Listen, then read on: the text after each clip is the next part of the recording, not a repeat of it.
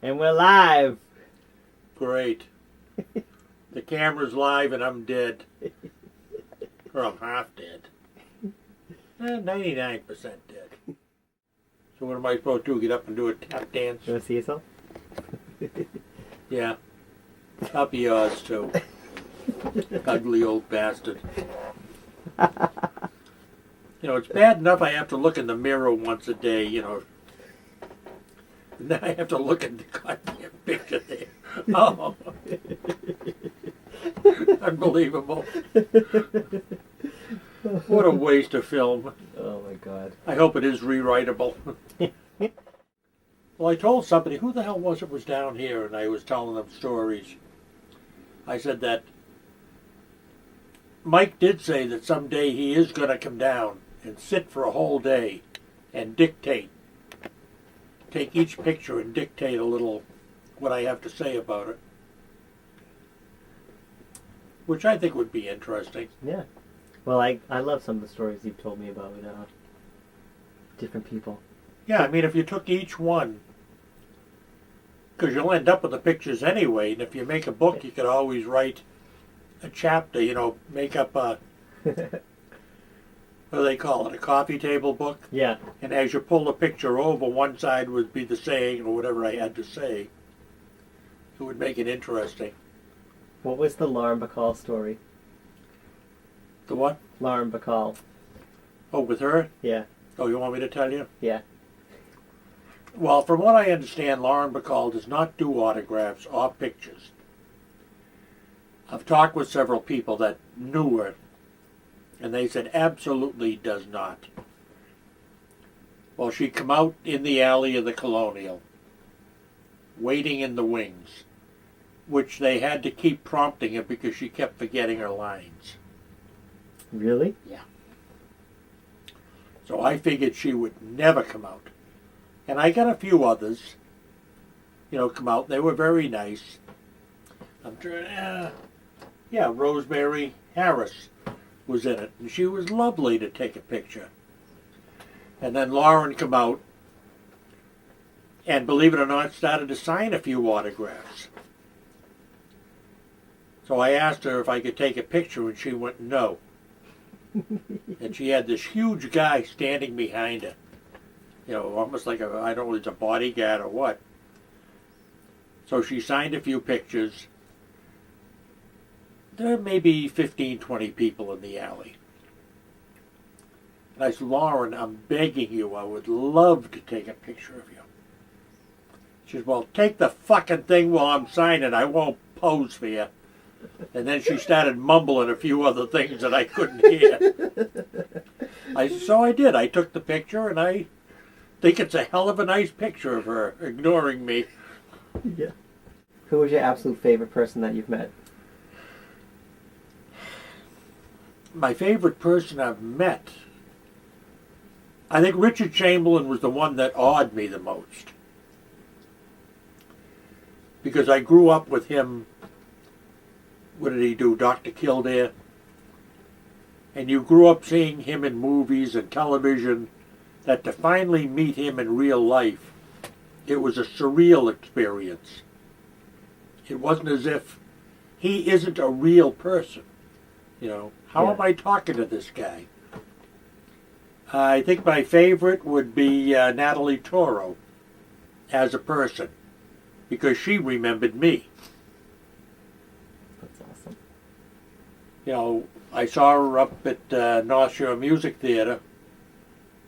I saw the show twice. Zorba up there. And after the last performance, I got her to sign the picture, and she wouldn't leave the back. And I was nice to her. I said, Natalie, I know you'd like to leave. She said, no, she said, I'd rather sit and talk to you. And we must have sat and talked for about 20 minutes. People come out, you know, the place was being locked up, and she was still sitting there talking. Then a year or so later, she toured in Jesus Christ Superstar. And when a friend of mine went to see it in Boston and got her autograph at the stage door, she said, I remember you. Where's the older guy that was with you? the guy with the beard. She says, I love talking to him. He says, oh, he isn't coming into Boston, but he did see you in Providence. And she said, but I didn't see him at the stage door. He said, no, he was sick that night. She said, oh, dear, I miss him so much. I would have loved to have seen him. Wow. Which she's full of shit, but I mean, it was still nice to hear. Like Anita Gillette now. That's another one from North Shore Music Theater. A guy that I know, he's a teacher in Northeastern, said that she will not allow a picture to be taken. So when I went to see her, I go the second and third week up at North Shore. And I said, Anita, I know you don't like your picture taken because you say you haven't got makeup on. But you know, anybody in the same picture with this ugly old face that I have would look like a 19-year-old bathing beauty. Or words to that effect, you know. And she just looked at me and said, you're full of shit. Who's taking that picture? And laughed like hell. And then when we went back, and I had her sign it, she looked at it, she says, you know, you're right, I do look pretty damn good.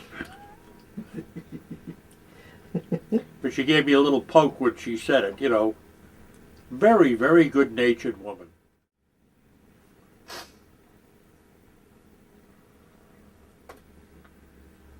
Oh, I love the Linda Eder story with Frank Wildhorn about the scene you said should be cut. Oh, yeah. That was at Camille Claudel. That after the show, it was a long time because I guess Linda's family had come in from Minnesota or something to see the show. So the little theater that was in Connecticut was tiny.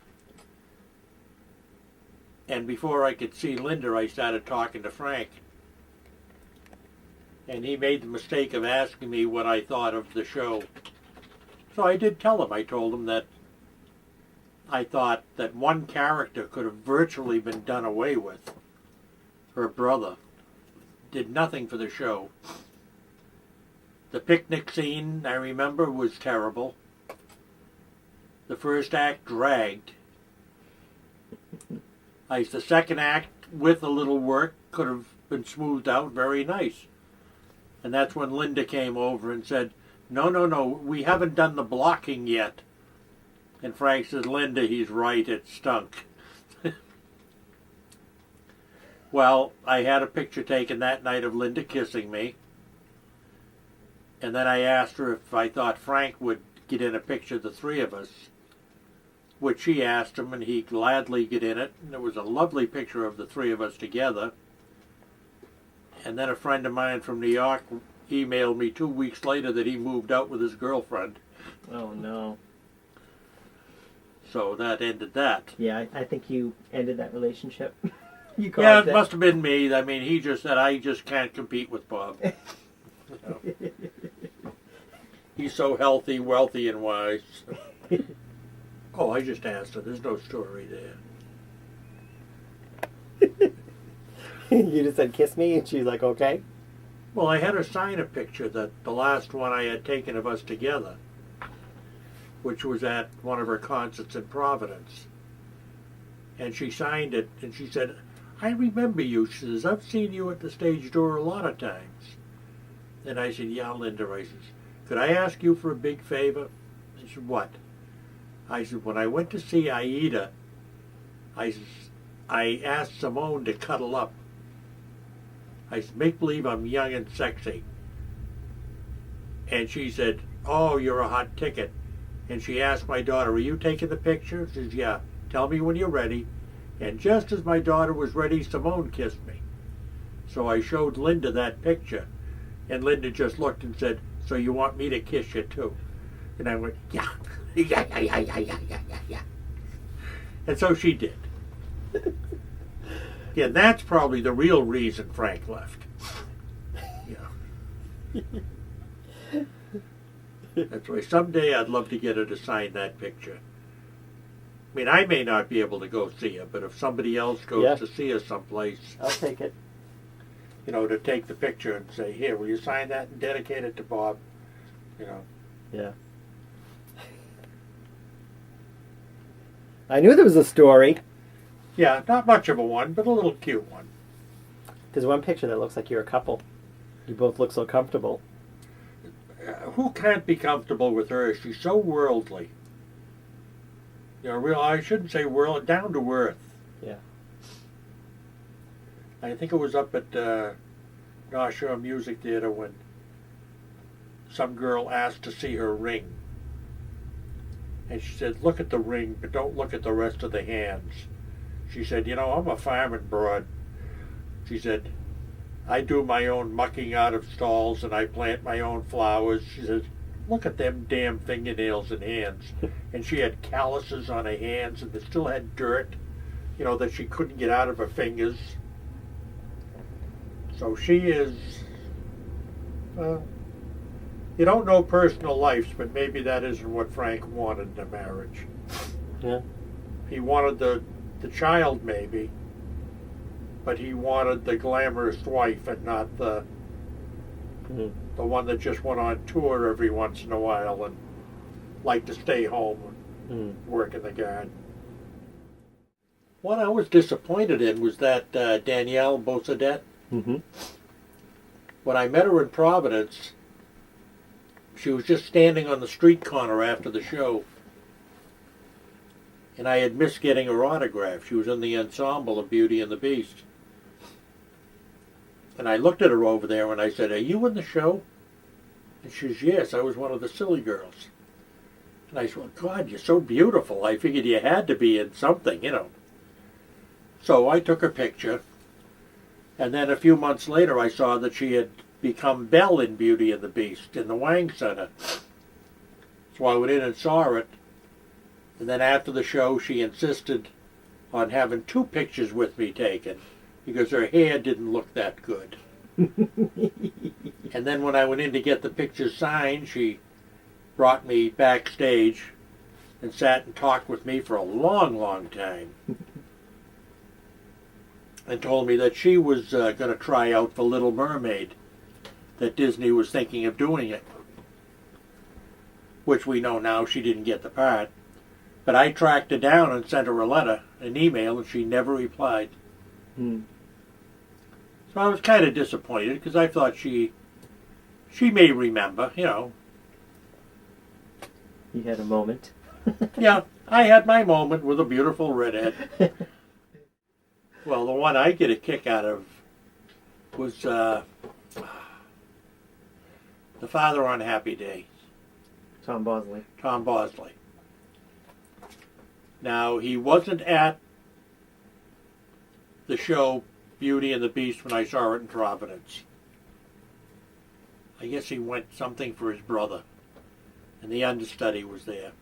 So I drove back down just to get his autograph and picture. Nobody was at the stage door. I was the only person at the stage door. There was one young guy standing aside, but he didn't want to speak to any of the cast. And he come out of the door, and I said, Tom, I haven't got time to talk to you. And I said, I just like your autograph. Haven't got the time. Jumped in his limo and drove away. And the young kid that was there, you know, in his 20s, started laughing. Said, didn't get it, huh? So I said, what do you know that I should have known? He said, nothing. I said, what do you know that I should have known? He's the girl that played the husband and the wife dances in Showboat. Mm-hmm. That's what it was. It was Showboat. That he was married to her, Tara Kelly, her name is, I think it is. Tom Bosley was married to her? No, this guy okay. outside. Okay. And he said that he was a dancer also. So if I'm not working, he said, I usually meet my wife afterwards. And I said, oh, that's nice. She said, yeah, and if I'm working and she isn't, she does the same thing. It's the way we can keep the marriage going. And with that, she walked out. And she looked at me and smiled and said, are you here again? He says, he came to get Tom's autograph. She went, oh, did you get it? And I said, no, he was too busy. She said, that asshole. So that'll just let you know that nobody cared from that much. Yeah. Oh. Yeah, it was Showboat, not Beauty and the Beast, now that I remember. He's not even that great, so. No, and then there was another guy, big, heavy-set guy. He played the big, fat guy in Cats. Mm-hmm. But I ran into him in Boston when I was waiting to get Danielle Beausedet's autograph. And I should have got my picture with him because he was one of the producers. And he mentioned to me, and we talked for a while, and I told him about Tom Bosley, and he says, oh yeah, when we did the show in New York, we had a problem with him. That he didn't like some of the things in the show. That he wanted his character changed. Because, you know, people will know me as whatever his name is, Mr. So-and-so from Cunningham. He's, well, you're not Mr. Cunningham. You're playing this part. He's, well, I don't care for it. He said, so we told him we'll just get somebody else. And he decided to do it our way. Because he isn't making that much money now. Exactly. But the more I've heard of it, I thought, well, maybe it was me, maybe it was my approach, but I guess it wasn't. Tom, but screw you. You know, I lucked out getting the seats for it, fifth row on the aisle. And they announced before the show, remember, that the authors were in the audience? Yeah. And I forget which one was which, but one of them was sitting right behind me, and the other one was sitting 2 or 3 rows behind him. So you know that the minute, you know, it was over and the curtain come down, that I virtually grabbed him by the throat and made him stand there till I get his picture, you know, an autograph. Oh, that was one. A little story, if you ever make out your book. Where is it? Where the hell is he? Robert Cuccioli. Yeah. When he was doing Jekyll and Hyde on Broadway. That was the first time I got a picture of him with my daughter, and I had it put on a watch. Oh, really? And when we went back to see it, I said to Jennifer, show Robert your watch. And he looked at it and got a real sour face and said, where did you get that? And I said, well, I had it made up from the last time we saw the show. I said, we're a couple of jackies. And I said, when we had the picture taken, I said, you can do it in most drugstores. He said, oh. He says, comes out good, doesn't it? He says, 2 weeks later on his website, he was selling watches with his picture on it.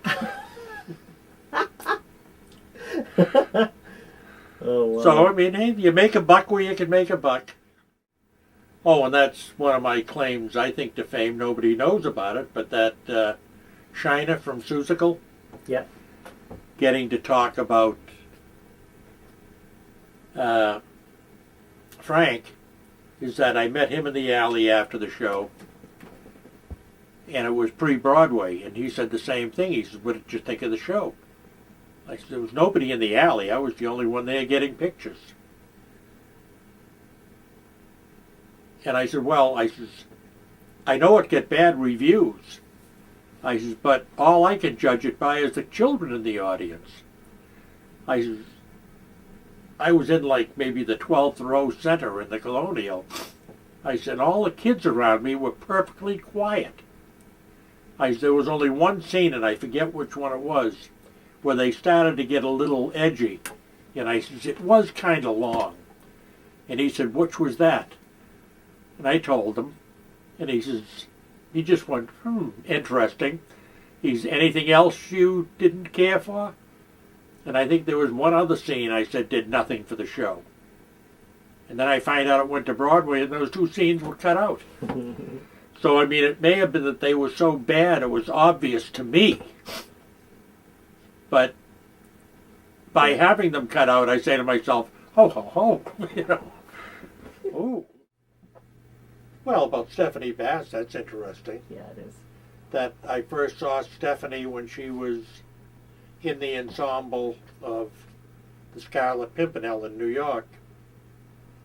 And I have never seen such homely women in my whole life as the ones that were in the ensemble. I mean, they were terrible. I mean, if they were trying to make them out to be part of the French Revolution and to be bland, you know, they did the job. Mm-hmm.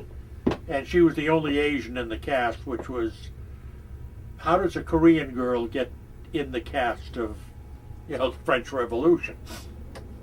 But I took a picture in New York, and then I copied a song from television, and they showed her, and she hit a high note that was beautiful and clear. And then I saw her as the Spoon in Beauty and Beast, and got a picture and autograph again. And then the third time I met her, she was one of the bar girls in Miss Saigon, and the understudy for the lead, which I never saw her do the understudy. But when I wrote a review of it online, I mentioned that I had seen Stephanie in several shows and just got a few notes. And I said, how can such a beautiful girl with such a lovely voice continually be cast in ensemble roles when I'd love to see her in a lead? Well, 3 months later, she called me from New York one night. Somebody must have finally found it. And she thanked me for sending it, and we became kind of pen pals. And when she was cast as Swing in 9, she let me know. And she couldn't get me tickets, but she got me past the barricades and introduced me to the entire cast. And she did take Jennifer backstage. And there was a movie actress, I can't think of her name right now, but she's done an awful lot of work. And they walked around backstage together, which I'll never forgive it to Jennifer, because when she come out, after a few minutes, the actress come out and said hello to her and goodbye, and she never let me know, which I would have stopped her immediately, you know. Yeah. But I have stayed in touch with Stephanie. Does that look like Natalie Portman to you? Yeah, it definitely does. She did it from memory. That's incredible. She's fantastic. Had some work on television, but not a lot. But we email each other occasionally. And we send each other birthday cards. And it was a nice thing she does write in her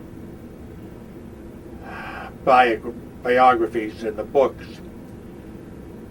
She said that she was fortunate. I'm trying to think of exactly how she read it. Jeez. Something about, I was fortunate in my life to be adopted by the Bass family. There's either that or I probably would have been another homely little Korean girl working a rice field.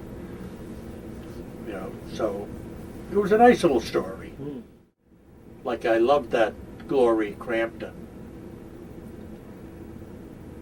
That I know I took her picture separately. I didn't realize she was the widow in Zorba. And then I saw where she signed my book. And I said, you were the widow. She says, yeah. I said, get your ass over here and let me get in the picture with this. I says, I loved you in that role. I didn't recognize you. And she laughed like anything. Great personality.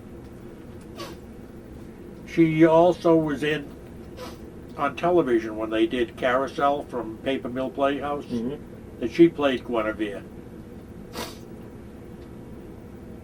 She was a hell of a nice guy. And there's Ron Holgate, who's in Zorba also, and he has a girlfriend that's about 30 years younger than himself. Because there was this cute young girl waiting there, and I asked her if she was in the show. She said, no, I'm waiting for my boyfriend. Oh, I'm waiting for Ron, she said. And I said, oh, your father? And she went, no, my boyfriend. Oh, no. Which is, you know. Oh, that was funny. Part of the show in 9 is where she has to look into the audience and probably try and pick an older guy and say, did you send me roses? And naturally the guy will say no, and she'll go and ask 2 or 3 others. And where I was sitting, I think I was 3rd row aisle. And she looked down at me and said, did you send me roses? I don't know why I did it, but I said yes. And she said, you did?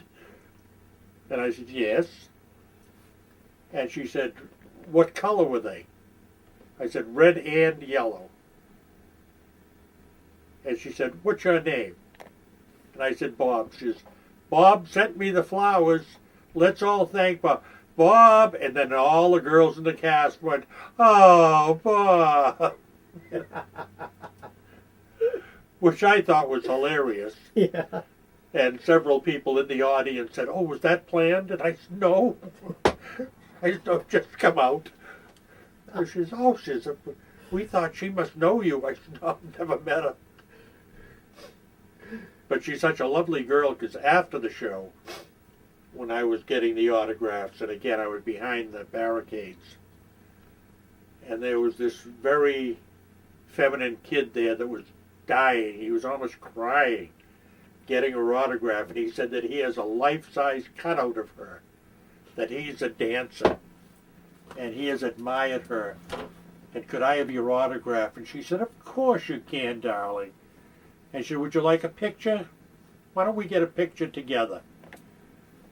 And he said, oh, I don't have a camera, and oh my God, I'd die if I ever did. And she insisted that he squeeze like over the barricade a little, and she hugged him, and she turned to a girl that was in the audience and said, I want you to take our picture, and I want to make sure that you send it to him.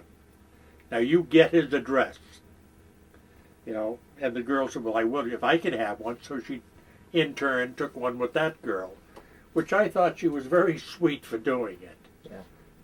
You know, she's no kid, and she must have been tired. Yeah. But she spent a lot of time signing autographs, everybody that wanted one, every picture, that she was super sweet. Yeah. That's how Bernadette Peters is. She stays out there till everybody's happy. Oh, well, Roberta Peters is fantastic. Well, the first time I saw Randy Get Your Gun, that she made eye contact with me. And when she was singing that love song, I think it was in the 2nd act, when she finally realized she was in love with, you know, I forget the guy's name. It was Tom Wopat in the show. Yeah. Frank Butler, was it? Yeah, Frank Butler. And she made eye contact with me for quite a while, and I mentioned it to my daughter. She was singing some of that song to me, and my daughter went, no. And she was signing autographs, which she signs. She's wonderful at the stage door. And I took a picture of her with my daughter, and then I went to ask her if I could have a picture of us together. And just as I was going to get it out of my mouth, she said, oh, you're the fella down front that I sang the song to. And I went, I says, I couldn't get it out of my mouth. I says, I had to get back 2 weeks later and see the show again and ask her to get a picture with her. I mean, it shocked me that she remembered, and it shocked me that she actually sang it to me. But I will say about Tom Wopat that in the same show that he had just finished doing a song, and we were sitting on the left side of the theater, and as he walked over to that side of the stage, I whispered to my daughter, what a great job. And he looked down at me and said, thank you. Which, he read my lips, you know. Yeah. That's another reason why I like sitting at the first couple of rows. Yeah.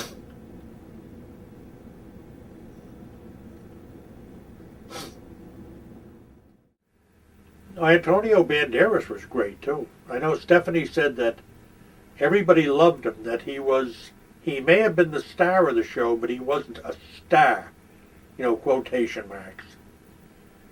and that when he talks to you, he makes you believe that you're the only person in the world that's talking to him, whether it's male or female. When he asked me, did you like it was as if he was really truly interested in everything I said. Except he's such a little shit. Is he? Well, right there in that picture, he's about an inch or so shorter than me, and he had on high-heel cowboy boots. Or high-heel boots anyway. Mm-hmm. So I'd say right now I'm only about 5'8", maybe a little less. And I'm still a couple of inches taller than him. So he'd be lucky to be 5'5", 5'6". And yet from camera angles in the movies, you'd swear he was 6 foot. Oh, I saw Brad doing producers in New York. And I got my picture taken with him. It's no big deal. And then when he toured in the producers afterwards, because Lane came back about a month after that on Broadway, and Brad Oscar went to do the tour.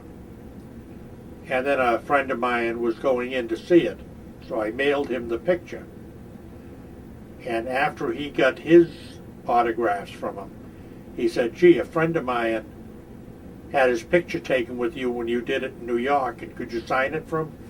And he said, before he even saw the picture, he said, oh, an older guy with white hair and a beard? He said, I remember him. And he signed the picture, and when he was asked, he says, well, nobody wanted my picture or autograph after Lane. He says, nobody could care less about me. And I was shocked that this guy actually wanted my picture with him. He says, I was very pleased.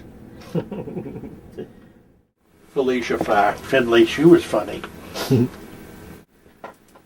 When she was in Aida, I was getting her picture, and she said, I remember you from Boston. She was in the ensemble of Jekyll and Hyde, I think it was. Mm-hmm. She said, I remember you. All the girls were talking about a guy that took everybody's picture. You mean a pervert? Yeah. Oh, yeah. And I was surprised at the size of Katty Huffman. She was in her flat shoes up there. Really? She's way taller than me.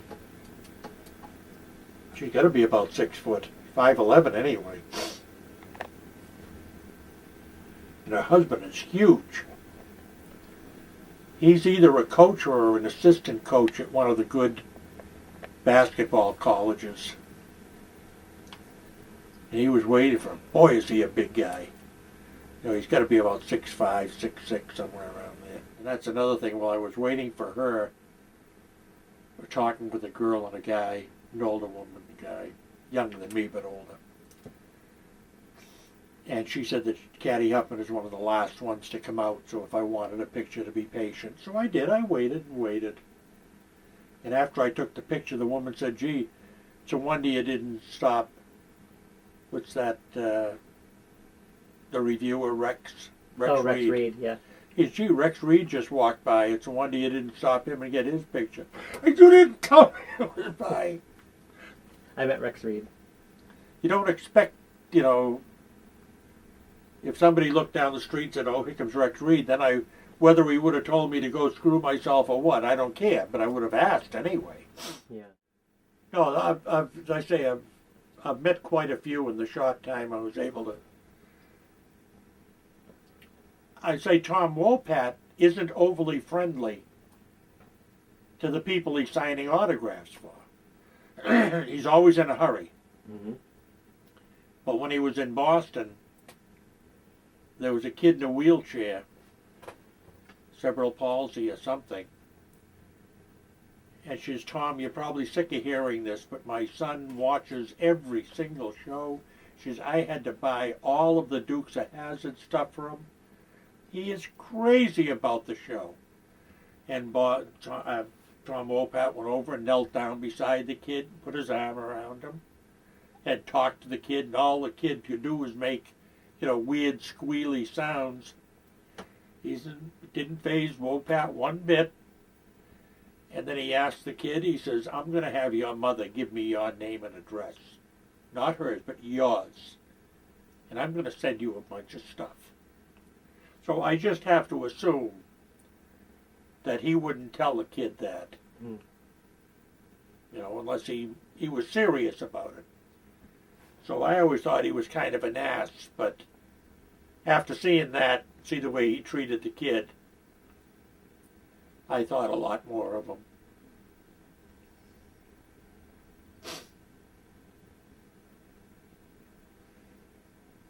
Oh, that's another thing. I'm looking at Danielle. They say that any group that called the theater to get somebody from Beauty and the Beast, she always went. She'd dress up in full costume, go to all of these schools, every city they went to. And she married the guy that sold the merchandising. Really? Yeah, and out front, you know, the ones that'll sell all the ashtrays and everything. I guess he's an Irishman with a heavy brogue.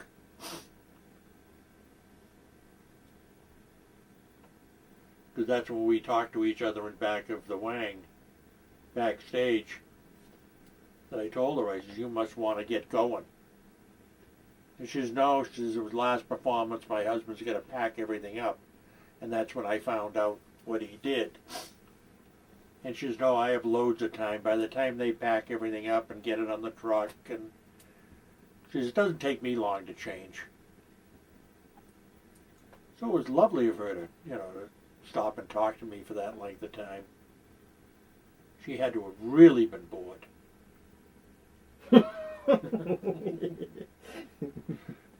Gavin Creel? Mm-hmm. Oh, I got Gavin Creel. He's in the hallway. Yeah. Oh, yeah, he's right there. Picture of him over there with. Yeah. He dragged me out there to see it. Didn't he bring you backstage? That's it. That one there. Oh, that's the pictures from backstage. If you move the lamp. Yeah. He said, "Hey, they're doing some publicity shots. Come on with me." So then you took that one? Yeah, and I took that one. Oh, cool. But very friendly guy, the way he insisted on, come on, come with us. I guess they were all newspaper people out there. Mm-hmm. And Fat Bobby. Well, you did like what I wrote about her in the review. I don't remember. When I wrote the review and I mentioned her and I said, yes, I saw her in Fiddler on the Roof. Oh, yeah. And I didn't have a chance to stop her. I says, the little girl come out of that stage door like a rampaging fullback. I said, just almost knocked me on my behind, and I outweigh her by 150 pounds. And all she did was smile and keep running. So when I went back to get the pictures signed and take them, she just, oh my God, Bob, was I that bad? She just, I said, well, you come out of there quick. She says, I do everything quick. She was in the original cast of Annie too. Yeah. And it was such a bad experience, I think it soured her on theater for a while. Yeah. Say bye, Bob. Bye, Bob.